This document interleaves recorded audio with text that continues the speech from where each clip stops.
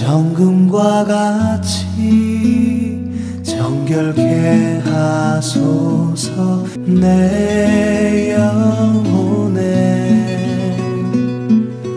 한 소망이 있으니 주님과 같이 나를 받으소서.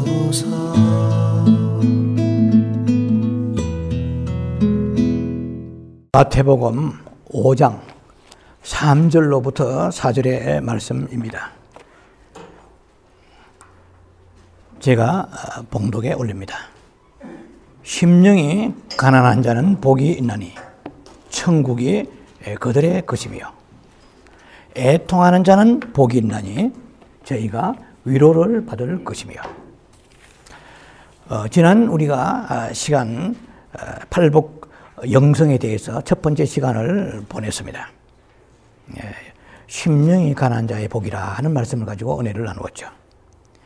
오늘은 애통하는 자는 복이 있나니 저희가 위로를 받을 것이며 하는 팔복의 두 번째 사다리를 오르는 시간을 갖습니다. 우리가 지난번 여러분들이 들으신 같이 이 팔복의 그 말씀은 그 어느 하나라도 순서를 바꾸거나 이렇게 도치시킬 수가 없고 또 뺄 수도 없는 황금률의 말씀이라고 말씀드렸습니다. The Golden Section이라고 말씀드렸습니다. 이 팔복을 흔히들 축복의 대헌장 혹은 천국의 대헌장이라고도 말합니다. 어떤 또 신학자는 천국 가는 8개의 사다리라고도 말합니다.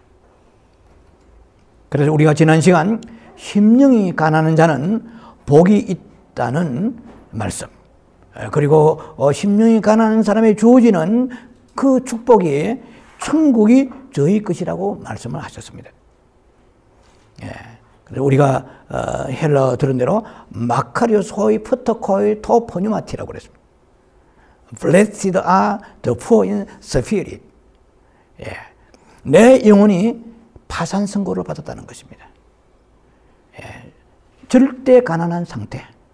사비스라는 상대적 좀 어렵고 뭐 공핍하고 비난하고 불편하고 이런 정도가 아니라는 것입니다. 성경에서 얘기하는 그 심령이 가난하다고 할 때 그 가난하다는 프터코의 용어 자체가 아무데나 쓰는 용어가 아니고 절대 가난. 그래서 우리들이 흔히 쓰는 표현으로 찢어지게 가난하다는 것이죠. 그래서 너무너무 가난한 상태를 성경에서 원어적 의미에서 묘사하고 있습니다. 그래서 너무너무 가난하니까 그 구걸하는 심령이 되었다고 말씀드렸습니다. 우리가 거지는, 가난한 사람은 우리가 거지잖아요. 거지는 그 정의를 지난번에 말씀을 또 드렸네요. 참된 거지는, 진짜 거지는 애절함이 있는 슬픔과 피통과 그리고 불쌍히 여김을 받는 그러한 모습의 거지가 진정한 거지다. 우리가 사람에게 울면 안 돼요. 사람에게 불쌍히 여김을 받으면 안 돼요. 그거는 세상의 육적 거지가 하는 것이고, 영적 거지는 하나님 앞에 불쌍히 여김을 받아야 됩니다. 여리고를 예수님이 지나가실 때에 그 거지 소경을 주님이 치료하시려고 가셨습니다.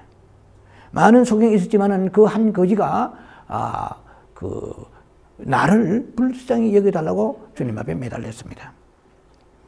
여러분 아시다시피 거지는 자존심을 가지거나 체면을 가지거나 자기가 교만하면 거지에 자격이 없다고 말씀을 드렸고요. 우리가 그것은 하나님 앞에 우리의 자세를 제가 말씀드린 것입니다. 그래서 거지는 또 특징이 하나 있어요. 거지는 소화불량이 없어요. 위장병이 없어요. 먹어도 배고파요. 돌아서면 배고프고 돌아서면 배고픈 거예요. 하나님의 은혜, 우리가 영성훈련도 하잖아요. 좀 알았다. 그건 거지가 아닙니다. 예. 있는 자는 더 주시는 거예요. 예. 끝없이 영적 거지는 됐다는 한계를 자기가 정할 수 없습니다. 에베소 4장 13절 말씀처럼 그리스도 예수의 분량까지 자라야 되는데 누가 예수의 분량까지 자랍니까? 다 자랐다고 하는 사람은 그만이죠. 예. 그래서 돌아서면 배고픈 거예요. 말씀 먹고 또 먹어도 더 먹고 싶어지는, 마셔도 더 목마르고, 세상 것이 아니고 하나님의 나라의 이게 영적인 법칙입니다. 이 거지의 하나의 특징이라 할까요?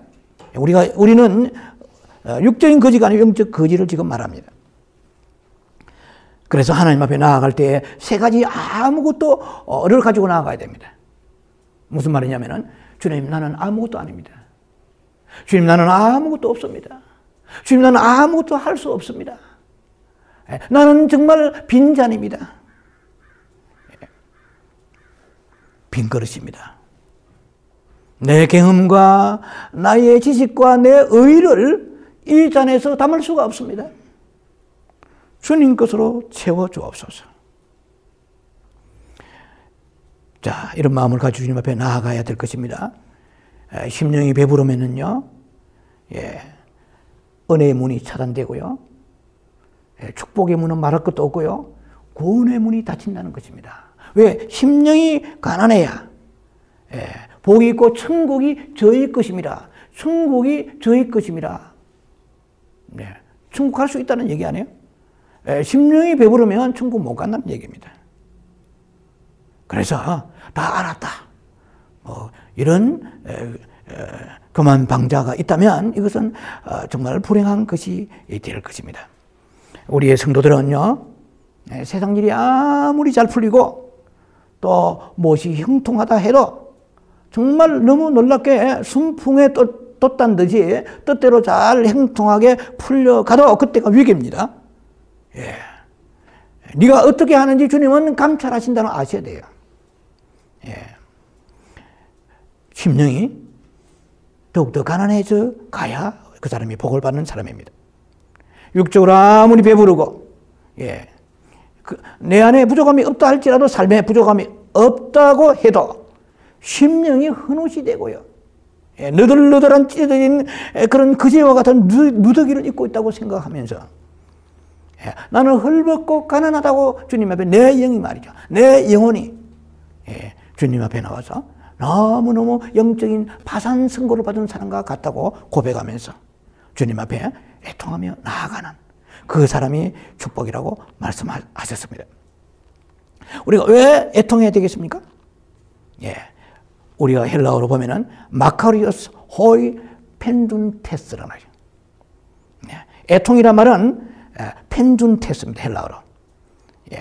조금 이따 설명을 조금 첨가합니다만은, 영어 성경은 여러분 다 가지고 계시잖아요. Blessed are those who mourn 됐습니다. M-O-U-R-N, mourn 됐습니다. For they will be comforted 했습니다. 그러니까 내가 위로를 받는다 뜻이죠. 마카리오스 호이 펜둔테스. 우리가 하나님 앞에 복을 받으려면 진짜 복을 받아야 됩니다. 그 복이 8가지의 복입니다. 하나님은 못하시는 게 있습니다.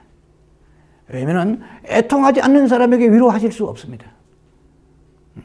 심령이 가난하지 않은 사람에게 천국을 주실 수가 없습니다. 그리고 내 마음이 온유하고 겸손하지 아니하면은 땅을 차지할 수가 없습니다. 이 땅에 대한 메시지도 우리가 알았던 땅에 대한 메시지고 다른 차원으로 나갈 것입니다. 다음 주에요. 땅을 차지하려다. 그리고 그 온유하고 겸손한 마음을 가지고 나아갔으니까 그들이 땅을 차지할 뿐만 아니라 의에 줄이고 목말라지게 되고요, 의에 지르고 목마른 사람에게는요, 주님께서 배부르게 하셨기 때문에 그 하늘에 있는 자원을 가지고, 그 침착과 여유와 긍휼을 가지고, 불쌍히 여기는 아버지의 마음이 내 영안에 흘러내려왔기 때문에 내 마음을 통하여, 육체를 통하여 긍휼이 나가게 되는 것입니다. 긍휼이 없는 사람은 바싹 말라있기 때문에 내 안에 나갈 것이 없기 때문에 안 나가는 거예요. 자기만 챙기는 거예요. 자기만 챙기는 것은 짐승들입니다. 짐승도 그렇지만 않아요. 짐승도 나눠주는 짐승이 있습니다. 자기 가족들을 위하여 얼마나 나눠줍니까? 뿐만 아니라 우정이 있는 짐승도 우리가 있다는 것을 알아야 됩니다.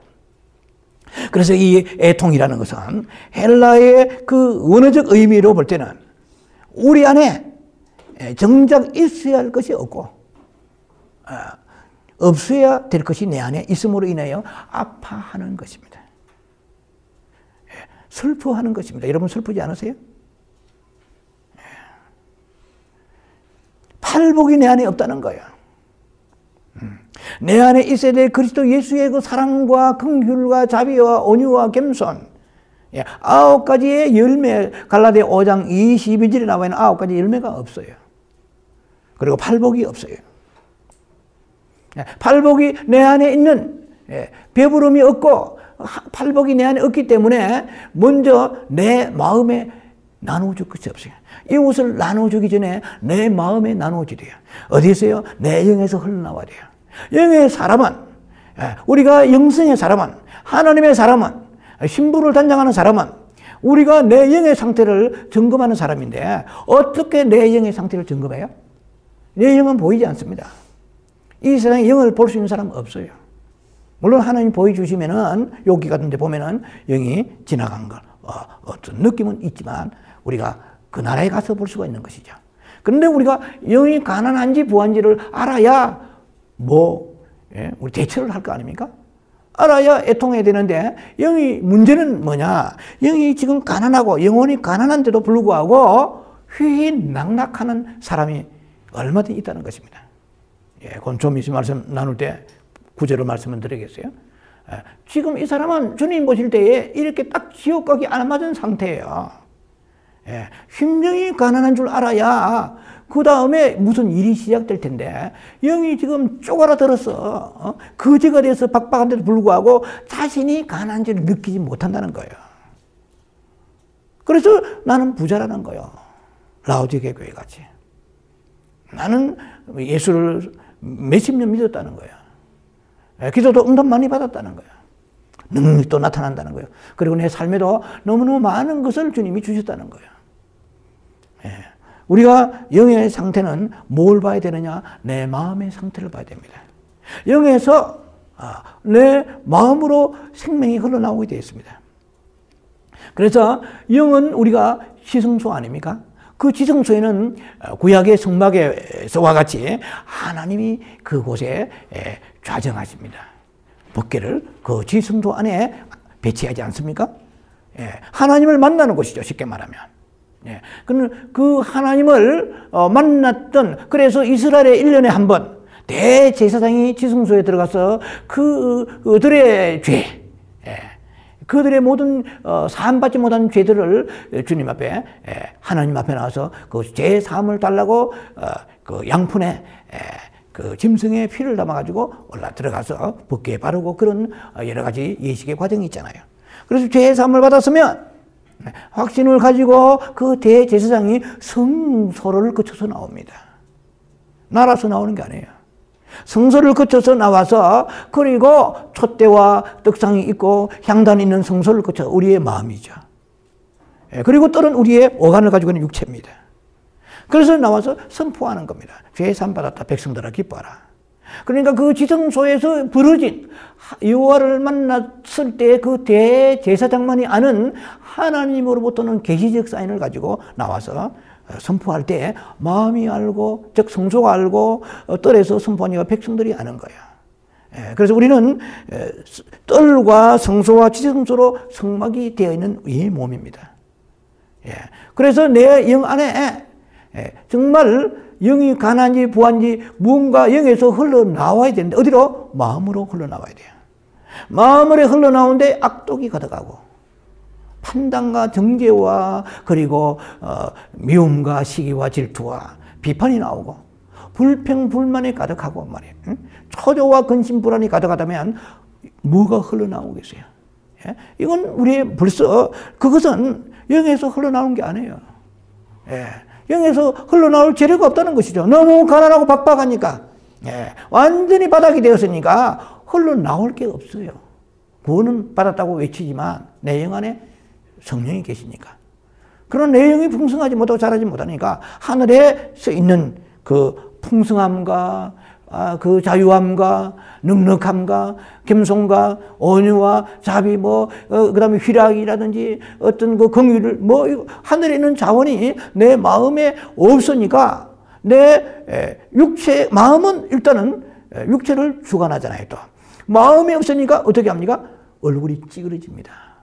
근심 염려가 가득해요. 수심이 가득한 거야. 항상 극적으로 에레미야 같이 그냥 나라와 민족을 위하여 하는 그런 근심 같으면 좋긴 하죠. 육의 근심으로 쪼락쪼락 붙어 있는 거예요. 내 마음에 그 지성소에서 흘러나오는, 즉 내 영에서 흘러나오는 어떤 자원이 고갈되어 있기 때문에 사탄이 내 마음을 주장하고 점령하고 왕노릇하고 차지했기 때문에 나가는 것은 입만 종교지 탐욕이 나가는 거예요. 이기적이 나가는 거예요. 비판이 나가는 거예요. 남을 찌르는 거, 상처를 주는 거예요. 주님은 상처를 주지 아니하십니다. 생명은 치유하십니다. 회복해 하시는 것입니다. 그러니까 내 마음을 보면, 내 마음을 보면은 내 상태를 아는 것이 영성의 세계잖아요. 그러니까 내 마음에 그런 하나님의 부유함이 없기 때문에 손으로 구제가 나가지 않아요. 몸으로 섬김이 나가지 않아요. 그렇잖아요. 우리 몸하고 우리 마음하고 같이 놀잖아요. 응? 내 마음이 악하면 입에서 악한 말이 나가잖아요. 그래서 내 영에 흘러나올 것이 없으니까 내 마음이 진짜 빈피감으로 내 육체에게 나눠줄 것이, 내 자신에게 벌써 먹일 것이 없어요. 내 자신에게 나눠줄 것이 없어요. 그런데 무엇을 남에게 나눠주겠습니까? 내 안에 긍휼이 없는데 어떻게 긍휼이 나가겠어요? 내 마음에 온유함이 없는데 어떻게 내 요건을 잡고 있는 이 사단의 그 육체를 잡고 있는 땅을 차지하겠어요? 그런 내 마음이 성결하지 못해요. 사단이 잡고 있으니까 하나님은 보이지 않은 거예요. 세상이 보이는 거예요. 자신의 스스로의 자기 모습을 보고 참 탄식하고 회개하며 뒹굴기보다도 다른 사람의 허물이 보이는 거, 티가 보이는 거예요. 자, 그래서 우리는 정작 내 안에 있어야 될 것을 우리가 놓쳐버리고 살고 있기 때문에 이제야말로 주님 오실 때 가까워지는데 회개하면서 통회하면서 주님 앞에 나와서 새로운 영적인 거지와 같은 그런 상황을 이제 돌파하려고 그러면 주님 앞에 나와 첫째 계명을 가지고 뛰어들어서 천국은 침노한 자의 것이라고 말씀하시니까 주님 앞에 나와서 그 마음을 다하고 뜻을 다해 주님을 바라보면서 그러면 애통하면서 들어가야 됩니다. 그때 주님의 위로가 오게 될 것입니다. 지난번에 말씀드렸습니다. 로마서 1장 29절에 21가지 죄악이 내 안에 버글버글하고요. 갈라디 5장 19절에 15가지 죄악이 내 안에 가득하고요. 그래서 나오는 것은 주님이 원하시는 생명이 나가지 않고 반대급부로 원망과 불평과 미움, 증오, 시기, 악독 이런 것이 계속 나가요. 이런 자신을 바라보면서 내 영혼이 가난해져 있는 것을 깨닫고 애통해하는 자가 축복이라고 말씀했습니다. 그래서 우리가 너무 메마르다 보니까 이제 자신이 누군가 보지 못하니까 피리를 불어도 춤추지 않는 거예요.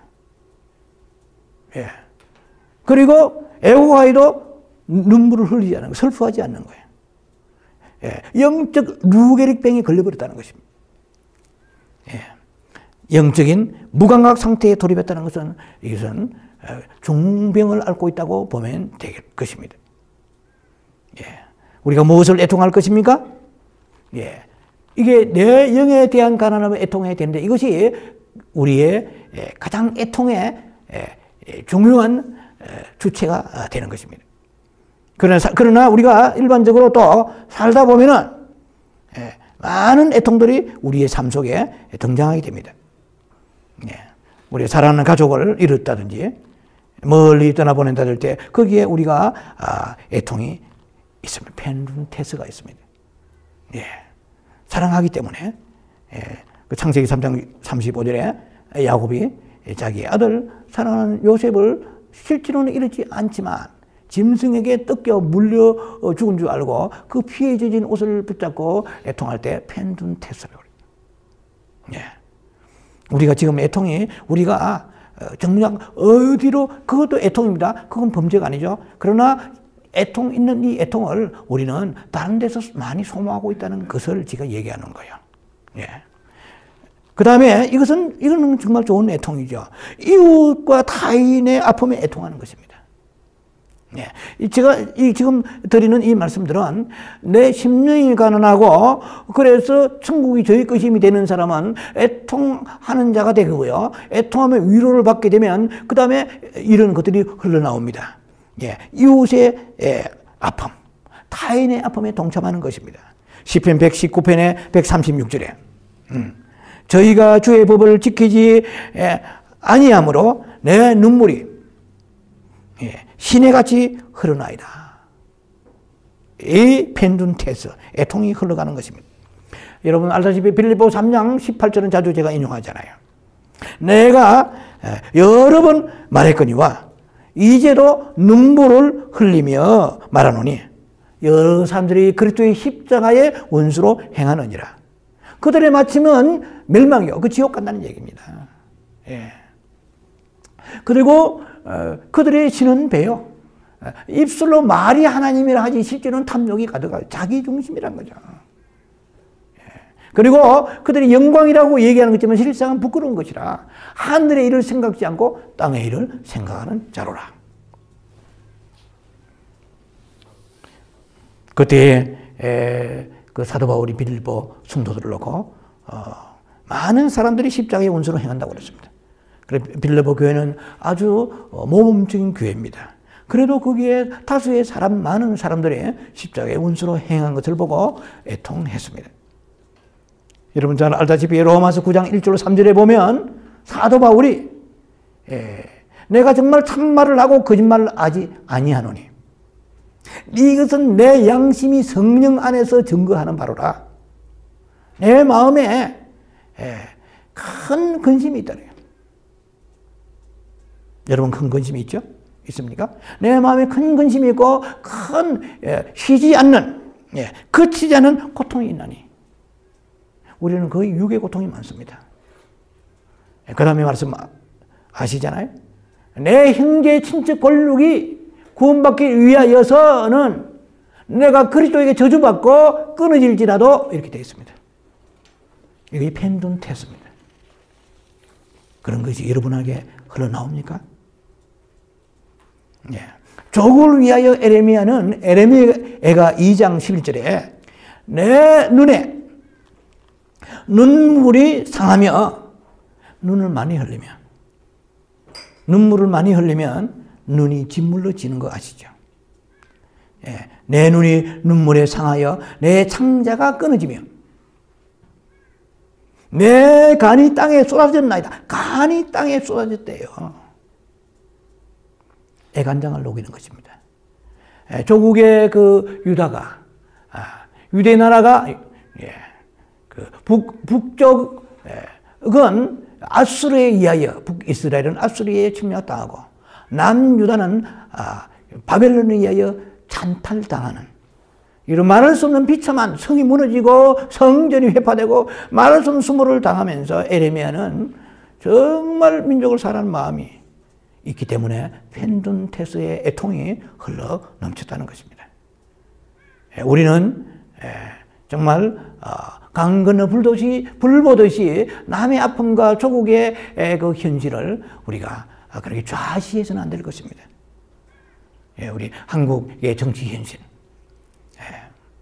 이전 투구의 정치 현실, 그리고 남북 분단의 아픔과 혹은 한국 교회의 번영신앙과 땅의 복음, 세속 복음으로 인하여서 천국이 가려져서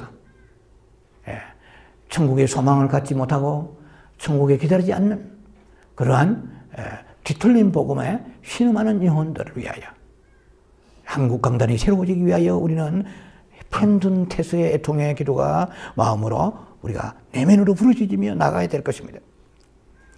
자녀를 위해서, 가족을 위해서 누가복음 23장 28절에는 예루살렘의 딸들아, 나를 위해 울지 말고 너희와 너희 자녀를 위해서 울라고 말씀하십니다. 천국에 가서 우리의 자녀가 보이지 않으면 어떻게 되겠습니까? 내 사랑하는 가족을 천국에서 만날 수 없다면 어떻게 되겠습니까? 믿음 있는 사람은 어떤 사람입니까? 땅에 살면서 천국에 사는 것처럼 사는 삶을 말하는 것입니다. 내 죄를 놓고 우리는 주님 앞에 또 애통해야 됩니다. 불순종을 놓고 애통해야 됩니다. 로마서 7장 19절 말씀 보니까 내가 원하는 바 선을 행하지 않고 원하지 않는 바 악을 행하는도다 이랬습니다. 선을 행하고 싶은 마음이 있어요. 우리 안에 있는 그 자아는 하나지만 자아가 두 마음을 품고 있잖아요. 자아가 우리 영을 향하는 자아가 있고 육신을 향하는 자아가 있어요. 거의 우리가 사단이 우리의 마음을 점령하고 있기 때문에 우리가 육신을 향하는 자아에 붙들려 사는 사람이 많습니다. 그래서 사도 바울의 고백이잖아요. 내가 사도 바울 같으면 원하는 바 선은 탁탁탁 행해야 될 거라고 생각하는데 바울은 고백합니다. 내가 원하는 바 선은 행치 못하고 원하지 않는 바 악은 너무 쉽게 튀어나온다는 거예요. 선을 행하고 하자 하는 의지는 영에 속한 나의 마음은 있습니다. 하지만 내 영이 성장하지 못하고 연약하고 찢어지게 가난하기 때문에 흘려보낼 것이 없는 거예요. 영이 혼을 주도하는 삶을 살지 못하는 것입니다. 그러니까 선을 행할 능력이 없어요. 행하는 것마다 죄가 너무 자연스럽게 내추럴 하게 튀어나오는 것입니다. 그래, 그 자기의 모습을 발견하라는 것입니다. 죄에 노예되어서, 죄에 질질질 끌려서 힘없이 끌려가는, 그러한 자신의 영혼의 상태를 놓고 통곡하는 모습이 바로 사도 바울의 로마서 7장 19절에 있는 말씀입니다. 로마서 7장 20절에 만일 내가 원하지 않는 바, 원하지 아니하는 것을 행하면 이를 행하는 것은 내가 아니요 내 속에 거하는 죄인이라. 아하. 그러니까 나는 하나님의 심판받을 것이 없고 나는 부담이 없다. 내가 하는 것이 아니고 내가 내 안에 있는 죄가 하는 것이구나 라고 해석하면 안 돼요. 항상 사단은 나의 의지와 나의 혼 지정의를 가지고 결탁해서 일을 하지, 내가 no comment, 내가 거부하면 사단은 일을 할 수가 없습니다. 하나님 인간에게 그렇게 놀라운 하나님의 형상으로 자유의지를 주셨잖아요. 아담아, 이 과일을, 이 선악과를 먹지 말라. 그렇게 주님은 내 혼에게 명령하셨다는 것을 아실 거예요. 그러니까 먹고 안 먹고는 내가 결정하는 것입니다. 그때 성령이 나타나서 감동 주셔가지고, 성령이 감동받아 11조 하고 성령이 감동받아 교회 나오고 그렇지 않아요. 물론 성령이 이끄시죠. 그러나 성령이 우리의 의지를 무시하고 일하시지는 않는다는 거예요. 죽어도 내가 나갈 마음이 없고 죽어도 드릴 마음이 없으면 주님 일을 안 하십니다. 왜? 우리를 대우하시는 거야. 우리를 존귀케 여기시는 거야. 안 그러면 차라리 강아지 앉혀서, 애완용 강아지 앉혀놓고 예배 드리면 되잖아요. 우리는 그런 종류의 인생이, 그런 종류의 생명이 아니잖아요. 자, 그래서 내 눈물이 죄로 음식이 되었다고 시편 42편 3절에 말합니다. 야, 너를 보니까 하나님이 살아계신 것처럼 보이지 않아. 너의 행동을 보며. 그냥 하나님 정말 네가 도와주신 그 삶을 살고 있느냐? 그리고 너의 삶을 보면 하나님 안 계신 것 같아. 이런 그 다윗의 아픔을 토로하고 있는 말씀입니다. 내 눈물이 죄로 음식이 되었다. 시편 6편 6절에는 다윗이 그 죄를 인하여서 우리의 아내와 그리고 바세바, 우리의 아내 바세바, 우리아를 죽이고 바세바를 그 탐욕으로 하나님 앞에 계명을 어겼을 때에 자신이 누군가를 발견하고 그때 다윗은 고백합니다. 내가 단시간으로 날마다 밤마다 눈물로 내 침상을 적시고 내 담요가 아니고 요입니다. 내 요를 띄우나이다. 뭐 담요와 해도 상관이 없겠네요. 내 요를 띄운다 그랬습니다. 네. 그래서 이거는 뭐냐면 자기 죄를 보고 우는 모습이죠. 네. 그래서 시편 139편 24절 같은 데를 보면 내게 무슨 악이 있는지, 무슨 주님이 보실 때, 여호와 하나님이 보실 때 악한 행위가 있는지 보시고 영원한 길로 인도하소서. 자, 이런 제가 1년에 말씀드린 애통해야 될 대상들입니다. 예. 그런데 정작 가장 우리가 중의 핵심은 내 영의 성장이 안 되어서 거의가 다 고갈되어 있는데도 불구하고 내 영의 거지와 같이 가난한 상태인데도 불구하고 거지의 심령, 애걸하는 심령, 이 심령이 안 돼 있다고 그러면은 이것은 너무너무 비참하고 진짜 불행한 것입니다. 그래서 내 영의 성장이 안 되어서 비참함을 느끼면서 심령이 가난하기 때문에 주님 앞에 나와 애통하는 그 사람, 이 사람이 위로를 받는데 그 자신은 감각도 없이 세상 끝에만 급급해서 채우려고 쫓아다니고 분주한 그런 모습이라면 참으로 애통해야 될 대상 중의 대상이 아닌가 생각해 봅니다. 자, 그러면 애통하는 자의 복이 하나님 위로를 받는 것이죠. 위로를 받는데 누가복음 6장 21절 보니까 지금 우는 자는 복이 있다고 그랬습니다. 지금 우는 자, 지금 애통하는 자 이 말입니다. 지금 우는 자는 복이 있나니 너희가 웃을 것이요. 진정한 웃음이 이기에 나오게 된다는 것입니다. 가장 우리가 완전히 웃는 날은 천국에 가는 날이지요. 누가복음 6장 25절에는 화 있을진저 그랬습니다. 지금 웃는 자여 너희가 애통하며 울리로다 말씀하세요. 지금 울어도 시원찮은 거예요. 지금 애통해도 시원찮은데 웃고 다닐 때가 아니라는 거예요. 한번 가만히 생각해 보세요. 지금의 이 시대의 그게 흐름을 생각해 보세요. 과연 성경대로 팔복적 삶을 사는 그런 메시지에 힘입어서 그 좁은 길로 가는 사람들이 우리를 포함하여 과연 얼마나 되는가? 우리는 과연 그 길로 가고 있는가 이 말입니다. 야고보 4장 9절에 슬퍼하며 애통하며 울지어다 그랬습니다. 지금 너의 웃는 웃음을 애통으로 바꿔라. 즐거움 세상 끝 때문에 즐거워하느냐? 근심으로 바꿀지어다 말씀하십니다. 왜 그래요? 세상 끝에 보고 왜 근심을 바꿔요? 이 세상 끝에 내 마음이 흔들리고 있습니다. 내 안에 하나님의 자원이 없기 때문에 나갈 것이 없는 그런 상태인데 그것이 우리가 신령한 근심으로 바뀌어야 되는데 휘낭락하고 있다 이 말입니다. 그러니까 너희의 즐거움을 근심으로 바꾸라 이 말은 너희의 지금 세상 끝 때문에 즐거워하느냐? 여러분 다 그렇잖아요 대체로. 그 즐거움을 무시하는 게 아니에요. 그 즐거움, 세상 즐거움은 아는데 하나님으로부터 와서 애통하기 때문에 오는 위로의 즐거움은 없다는 거예요. 그 즐거움 모른다는 거예요. 얼마나 기가 막힙니까? 시편 126편 5절 6절에는 눈물을 흘리며 씨를 뿌리러 나가는 자는 기쁨으로 그 단을 가지고 돌아오리라고 그랬습니다. 이 세상은 눈물로 씨를 뿌리는 그러한 토질의 땅입니다. 계시록 7장 17절에 저희 눈에서 모든 눈물을 씻어 주실 것이라고 말씀했습니다.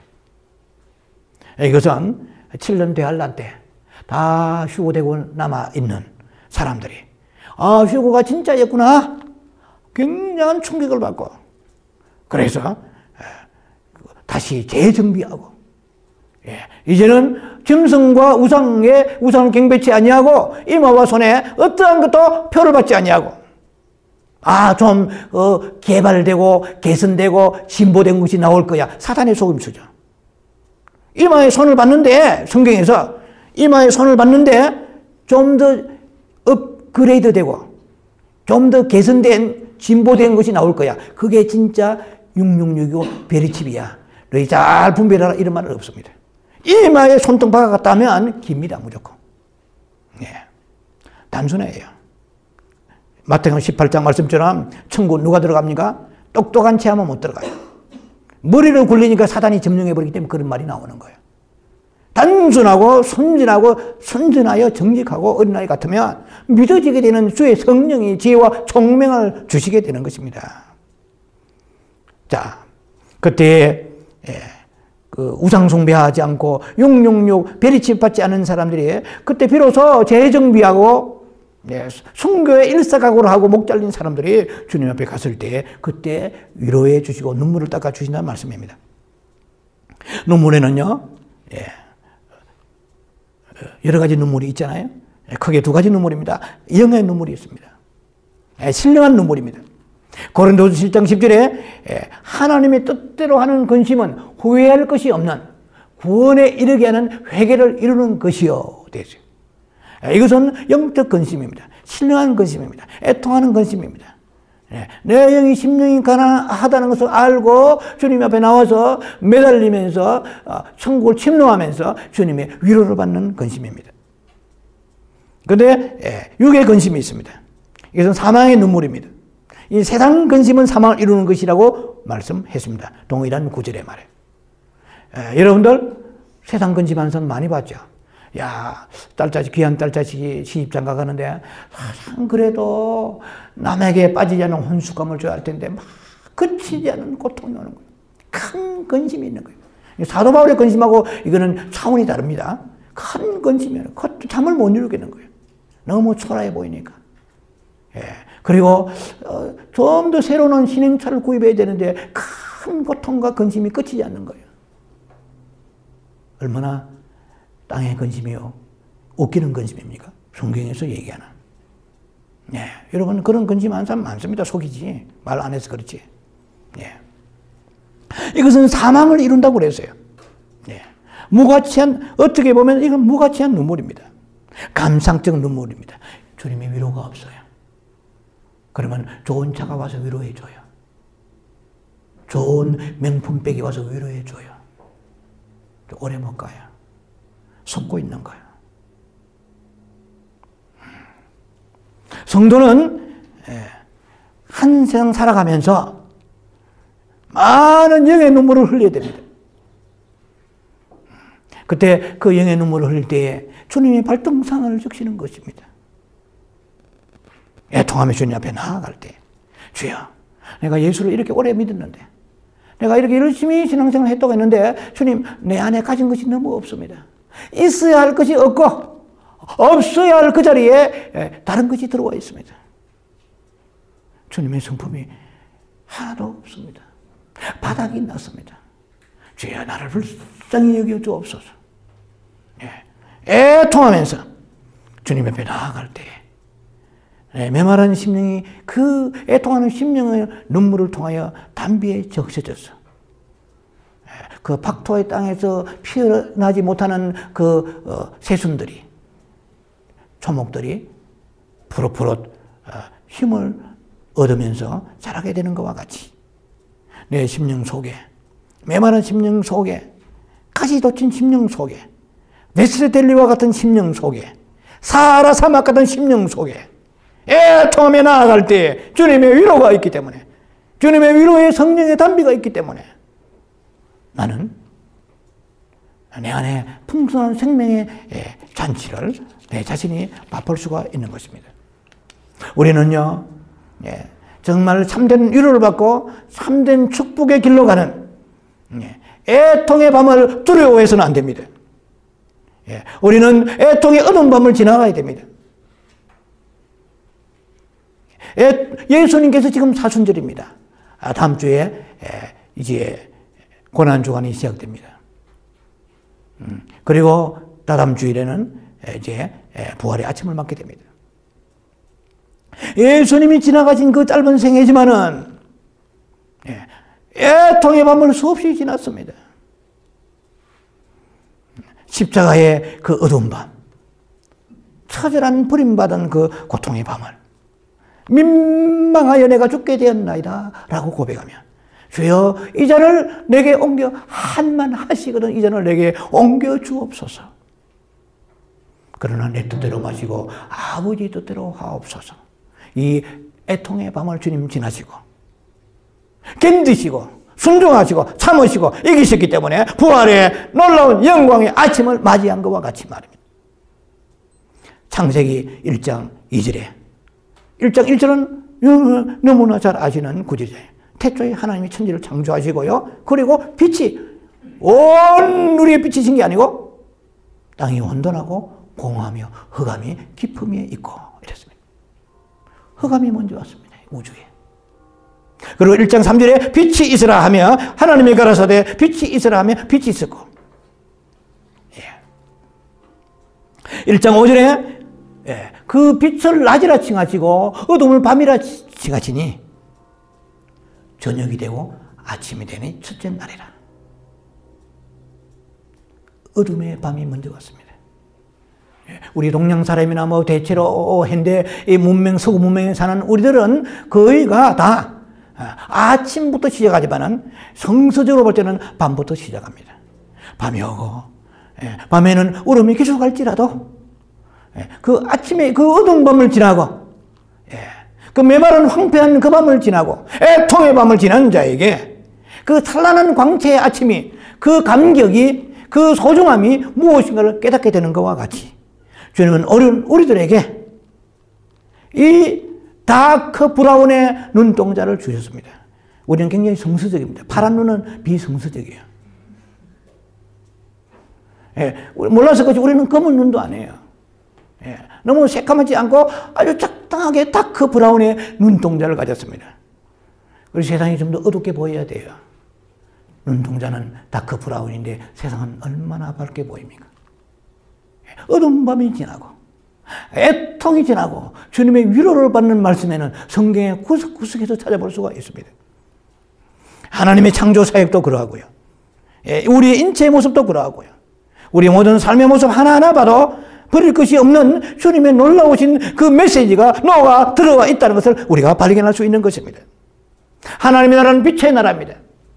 누가 빛에 들어갑니까? 그 어둠의 그 환란의 어둠 속에 불평불만하지 아니고 아버지의 섭리를 믿으며 주님 앞에 파고들면서 주님의 어깨를 붙잡고 애통하며 주님 앞에 주님의 무슨 깊이를 고 주님의 놀라운 섭리가 계실 것입니다. 당신은 선하신 분이신데 내게 이런 환란의 밤이, 어둠의 밤이, 이해할 수 없는 고통의 밤이 묶이고 꼬이고 여러 가지로 뒤틀린 그러한 삶이 있을지라도 이 어둠을 통과할 수 있는 용기와 믿음을 주옵소서. 애통하며 주님 이 어두운 밤에서 왜 해결하려고 합니까? 나를 보게 하시고 내 영혼의 가난함을 보게 하여 주시옵시고 내 영혼의 바닥이 난 완전히 그야말로 파산선고 받은 것과 같은 내 모습을 보게 하여 주옵소서. 주님 앞에 매달릴 때 주님의 놀라운 위로가 나타나게 될 것입니다. 우리의 삶에 어둠이 있다고 두려워하지 마셔야 돼요. 어떻게 벗고자 하느냐? 고린도서 5장 4절 말씀처럼 내가 벗고자 함이 아니요 덧입고자 함이라. 나의 이 사망이 생명에 삼킴바 되리라. 생명에 삼킴바 되기 위하여 주님 기꺼이 내가 이 어두운 밤을 기쁨으로 당신을 바라보며 위로받으며 나아가겠습니다. 사람의 위로받으려고 해도 용서해 주옵소서. 세상에 기대려 했던 마음을 용서해 주시옵소서. 이사야 45장 7절에는요 나는 빛도 짓고 어둠도 창조하고 나는 평안도 짓고 환난도 창조하니 나는 여호와라. 내가 모든 일을 행하시는 여호와라. 그 어둠 속에 그 환난 속에 애통 속에 주님이 계십니다. 잘 되어서 응답받고 형통하고 모든 것이 세상에 불편함이 없는 곳에도 주님이 계시겠지만 그러나 더욱더 주님은 그 자기의 몫을 감당하지 못하고 자기 앞길도 챙기지 못하는 어린 새끼를 불쌍히 여기는 아버지와 같이 저게 자기의 영이 가난함을 알고 세상 것으로 달려갈 시간에 주님 앞에 엎드려서 주님의 위로를 기다릴 때 주님은 우리에게 가까이 오셔서 우리를 새롭게 주님께 세워주시고 위로해 주십니다. 여러분, 겨우살이하는 동물을 생각해 보세요. 우리는 때로는 산에 사는 시간이 많잖아요. 너구리, 다람쥐, 산돼지, 뭐 멧돼지까지는 안 옵니다만 토끼라든지 개들은 긴 겨울잠을 불평 없이 잠을 자는 것입니다. 물론 캘리포니아의 날씨를 보면 우리가 혹한이 아니니까 그렇지만 그래도 개들은 겨울잠을 잡니다. 불평 없이. 내년에 봄을 기다리면서. 떨어지는 가을나무 하나, 거기에도 생명의 놀라운 당신의 법칙이 나타납니다. 우리는 떨어지는 낙엽 보면서 얼마나 초라한 몰골입니까? 비참하게 볼지라도 나무는 소망의 몸을 뜹니다. 내년에 봄을 기다리면서. 당신들이 보는 것처럼 나는 그렇게 비참하지 않아. 나는 그 모든 진액을 다 팔아서, 진액을 다 모아서 내 뿌리에 공급하면서 더 찬란하고 아름다운 잎새를 내가 피울 거야. 아름다운 열매를 맺을 거야. 이 세상의 전부가 아니야. 나는 그 나라의 소망이 있기 때문에, 내 영의 애통함을 가지고, 내 영이 너무 가난하기 때문에 주님 앞에 나와서 침노하는 자가 되어서 주님 앞에 부르짖고 나아가는 거야. 당신이 볼 때는 마치 주님 앞에 버림받은 같이 보지만, 보일지라도 나는 거기에 개의치 않아. 그런 흔들리지 않은 믿음으로 주님 앞에 나아가야 될 것입니다. 애통하는 자는 복이 있다. 마카리오스 호이 펜둔테스. 주님의 위로를 받는다고 말씀했습니다. 이 위로를 받는다 말은 헬라어로 파라클렌 센스타인데, 또 다른 말로 파라칼레오입니다. 파라칼레오. 이것은 공교롭게, 아주 공교롭다기보다도 너무나 정말 놀랍게도 파라클레토스와 같은 어원에서 나온 말입니다. 아시죠? 성령의 위로. 보혜사, 파라클레토스. 자주 쓰는 말이잖아요. 파라칼레토스가 성령의 소위 말하면 위로함, 보혜사라는 뜻입니다. 그런데 애통하는 자는 복이 있다고 할 때, 그리고 저희가 위로를 받는다 할 때 위로를 받을 것이요, 이 말이 헬라어로 파라칼레오입니다. 파라란 말은 케트로 하는 뜻이에요. 칼레오는 부른다는 것이에요. 너무 불쌍해서, 너무 애절하게 주님 매달리니까 주님께서 의와 지팡이와 막대기로 우리를 보호하시고 인도하시면서 자기 곁으로 주님께 가까이 오셔서 곁에 껴안아주시고 부르신다는 것입니다. 곁에 두신다는 것입니다. 파라클레오.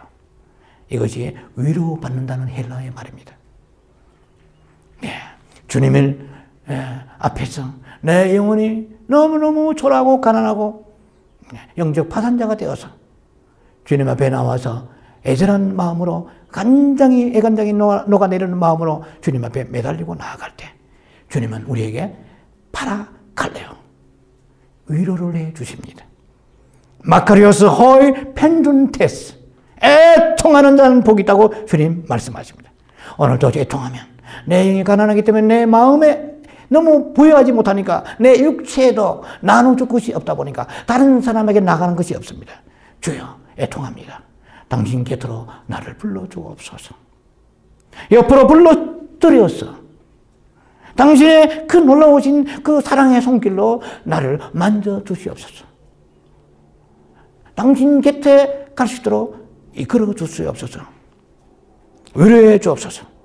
세상이 넓은 길이, 형통한 길이 나를 어라고 춤추며 유혹하며 부른다 할지라도 나를 흔들며 짓까부르면서 나를 놓아주니 아니하고 쥐어받고 박대하며 고통을 준다 할지라도 주여, 요동하지 않게 하시고 내 영의 상태를 보고 애통하면서 주님의 위로를 받아서 이 8가지 복을 취하며 살아가는 저희들 되게 하여 주옵소서 하는 믿음으로 하루를 사는 여러분들이 되기를 주의 이름으로 축원합니다. 주님, 이 시간 주님 앞에 기도합니다. 애통한 자는 복이 있다. 주님께서는 우리에게 약속해 주셨습니다. 마카리오스 호이 펜둔테스.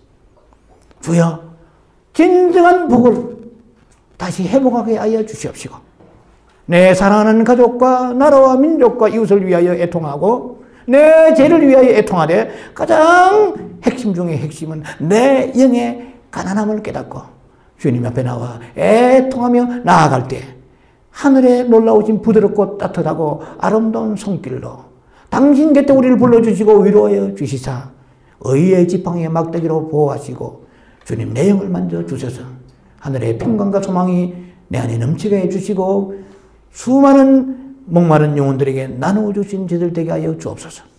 예수님 이름으로 감사하며 축복하며 기도합니다. 나를 받으소서. 나를 받으소서.